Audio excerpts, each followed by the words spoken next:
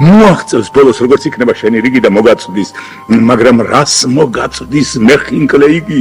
უცხელს აორთქლებულს ჯადოსნურ ლანგარს, სულ ციმციმ მოგაქვს და მრგვალ მაგიდას წრე შემოარტყამთ ფეხზე დამდგარნი. მერე თქვენში ყველაზე უფრო დადებითი პიროვნება მეზობლებიდან შავ წიწაკას ინათხოვრებს და მოაყრის, მაგრამ რას მოაყრის?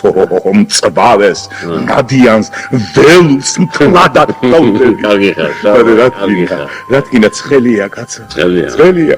მერე შეკაცო აიღებ თხილად, შეუბერე სული კარგად და კბილებით გესმის, შიგ ცენტრში რომ მოარტყა, უბერე და მერე ფრთხილად მოკბიჩე პატარასე და ახლა იქ ჩაბერე.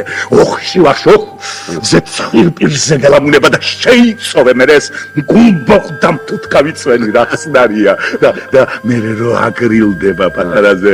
ეღეჭე ხლაპე და იფიქრე გუნებაში ნეტარები და ის გამკეთე და მერე მორიგი ჭიპის იმაში ურნაში ჩასაგდება დახრა რომ გაგიჭირდება. მაშინ მოიხნეშებ და გაიფიქრებ გუნებაში იქნება მეყო. არა, აგერ იქითაც დასტი, აგერ გვერდითა, მოგიდე ხელი კაცო, მოგიდე. ნუ ცხარია, მოგიდე ხელი. რა, ცხარია. სასწაული. აყოლე მე კაფალუდი, ხელს ვერ ჩაგირეც, სკოხთა ლამაზა თუ რა. ახლა აქეთა შეხედე როგორ გიყურებს, როგორ გეწევა, ნუ ეთქვი გვარს. გაფიცებ ყველაფერზე, მოგიდე ხელი. კარგი ხარ შავო, კარგი. იმ კანონს ბოლოს მაინც აღმოაჩენ, ბატონო სიმა.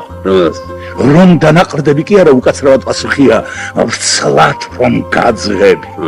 რომ დაუძლურდები, მოფომფლოვდები, თვალზე რული ჩამოგაწვება.